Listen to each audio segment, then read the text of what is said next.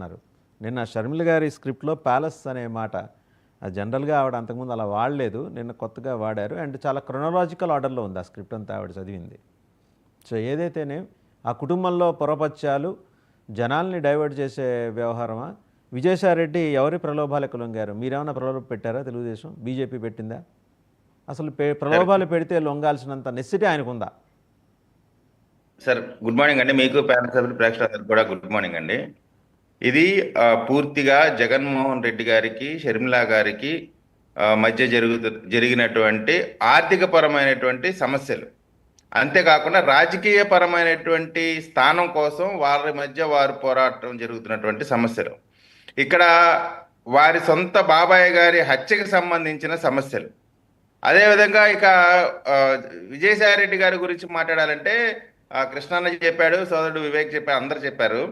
ఆ, అసలు ప్రతి దాంట్లో ఇక్కడి నుంచే కాదు, దోపిడీ వ్యవస్థ స్టార్ట్ అయిన దగ్గర నుంచి రాజశేఖర్ రెడ్డి గారి తాతగారి దగ్గర నుంచి జగన్మోహన్ రెడ్డి వరకు అందరి యొక్క పాపాల చిట్టాని ఒక మీరు చెప్పినటువంటి ఒక ఆర్డర్లో తయారు చేసి ఆ అకౌంట్స్ అన్నిని కూడా కిందకి పైకి పైకి కిందకి చేసి తద్వారా వేల లక్షల కోట్ల రూపాయలకి పడగెత్తే విధంగా చేసే దాంట్లో ప్రధానమైన పాత్ర విజయసాయిరెడ్డి గారిది.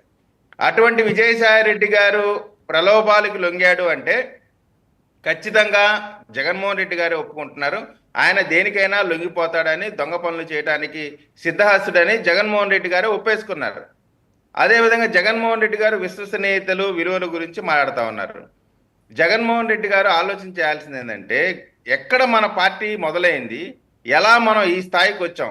కాంగ్రెస్ పార్టీ చిన్న వయసులో రాజశేఖర రెడ్డి గారిని ముఖ్య పిసిసి ప్రెసిడెంట్ని చేసింది, ఆ తర్వాత ఎంపీని చేసింది, సిఎల్పి లీడర్ని చేసింది, ఒకసారి పిసిసి ప్రెసిడెంట్గా సక్సెస్ అవ్వకపోయినా మళ్ళీ పిసిసి ప్రెసిడెంట్ అంటే అనేక రకాలైనటువంటి అవకాశాలు ఇస్తే అటువంటి కాంగ్రెస్ పార్టీని ఒక దొంగగా ఏదో వీరు వీరు ఓదారుస్తారంటే వాళ్ళు వద్దన్నట్టు రకరకాలైనటువంటి క్యారెక్టర్ అసాసినేషన్ చేయటంలో, సింపతి కార్డు వేసుకోవడంలో జగన్మోహన్ రెడ్డి గారి పార్టీకి, జగన్మోహన్ రెడ్డి గారికి ఉన్నటువంటి తెలివితేటలు నాకు తెలిసి ఏ రాజకీయ పార్టీలో ఉన్న నాయకునికి చేత కాదు, భారతదేశంలోనే ఎవరికి చేత కాదు.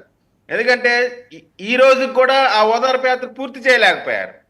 ఆ రోజు జగన్మోహన్ రెడ్డి గారు ఏమన్నారు, నేను ప్రతి కుటుంబాన్ని కలవాల్సిందే, నా తండ్రి గారు చనిపోయిన బాధలో చనిపోయిన వాళ్ళు నేను కలవకుండా ఉన్నారంటే అది అసలు హిందూ ధర్మం అని రకరకాలైనటువంటి కథలు చెప్పారు. మరి ఈ రోజుకి కూడా అది పూర్తి చేయాల అంటే రాజకీయంగా ఒక వేదిక కోసం ఆయన చేసినటువంటి ఒక పొలిటికల్ డ్రామా అని ప్రతిరోజు కూడా ప్రూవ్ అవుతానే ఉంది. ఇప్పుడు షర్మిల గారికి సంబంధించి ఆమె బాధ ఆమె చెప్పుకుంది, అది స్క్రిప్టో కాదో అనేటువంటి మాకు తెలియదు. ఎందుకంటే షర్మిల గారికి కానీ తెలుగుదేశం ఎన్డీఏ కూటమికి సంబంధించి ఏ విధమైనటువంటి సిద్ధాంతపరంగా కలిసే అవకాశం లేదు. ఏ విధంగా కూడా వాళ్ళకి మాకు నేను ఆ ప్రస్తావన చేయలేదే మీరెందుకు భుజాలు తడుముకుంటున్నారు? మీరు అడిగారు కదా సార్, మీరేమన్నా విజయసాయి రెడ్డి మాత్రమే అడిగాను. షర్మిల స్క్రిప్ట్ గురించి నేను మిమ్మల్ని అడగలేదే. మీరు అన్నారు కదా సార్, మీరు గో బ్యాక్ కావాలంటే రివైండ్ చేసుకుని విజయసాయి రెడ్డిని మీరు ఏమన్నా ప్రలోభ పెట్టారా అని మాత్రమే అడిగాను నేను, అంతే. అర్థం చేసుకోవడంలో పొరపాటు అయి ఉంటది. సరే, ఆమె ఎక్కడ ఎవరి ద్వారా చేసింది అనేటువంటిది వారి సొంత విషయం. అంటే నేను చెప్తున్నా, వారి కుటుంబంలో ఆర్థిక పరమైనటువంటి కృష్ణన్న అసలు మామూలు అరటిపండు ఒలిసి చెప్పినట్టు చెప్పారు. ఇక వాళ్ళు నీతులు చెప్తుంటే మనం వినే పరిస్థితిలోకి వచ్చేసామంటే, సొంత బాబాయిని, ఇప్పుడు ఓల్డ్ సమస్య అయినా సొంత బాబాయిని చంపిన వాళ్ళకి పక్కన పెట్టుకున్నారు. ఎవరైతే ఏ కమ్యూనిటీస్ అయితే ఆయన్ని ముఖ్యమంత్రిని చేసినాయో ఆ కమ్యూనిటీస్ మొత్తాన్ని కూడా తొక్కిపెట్టి నారదీశారు. చివరికి 9 పేదలు చదువుకునే 9,000 స్కూల్స్ కూడా తీసేశారు. అంటే ఇట్లా నమ్ముకున్న వాళ్ళని ఒకసారి అసలు వైసీపీ వర్షన్ ఏంటో చూద్దాం. మన చిన్నపరెడ్డి గారి దగ్గర. చిన్నపరెడ్డి గారు, అదండి మొత్తానికి ఏంటంటే మీ నాయకుడి కుటుంబంలో జరుగుతున్న ఈ గందరగోళం అంతా ప్రపంచం నెత్తిని రుద్దుతున్నారు. వెనకటికి ఒక సేయింగ్ ఉంది, మనకి అటు కృష్ణశాస్త్రి బాధ ప్రపంచానికి బాధ అయినట్టు ఇట్లా మీ జగన్మోహన్ రెడ్డి గారి ఇంట్లో జరుగుతున్న ఈ గలాటాలన్నీ ప్రపంచానికి బాధ అయిపోయి కూర్చున్నాయి.